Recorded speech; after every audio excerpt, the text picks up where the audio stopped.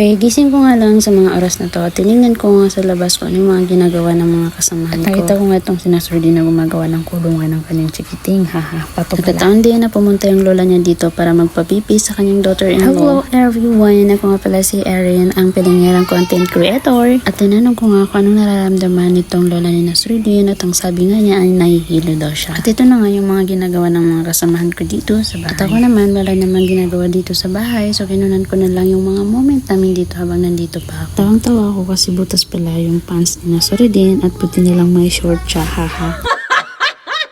Tinimplahan ko na nga siya ng coffee kasi alam ko hindi siya nag-almusal. Nakita ko yung lola niya na pauwi na. Ako naman pumasok na ako para makapag-almusal na rin. Tamang-tama dahil meron ditong bagoong and meron naman ditong ubi na niluto ng mother-in-law. At hindi pa ako naglilihi, uunahan ko na kayo. Masarap lang talaga siya ulam sa ubi itong bagoong.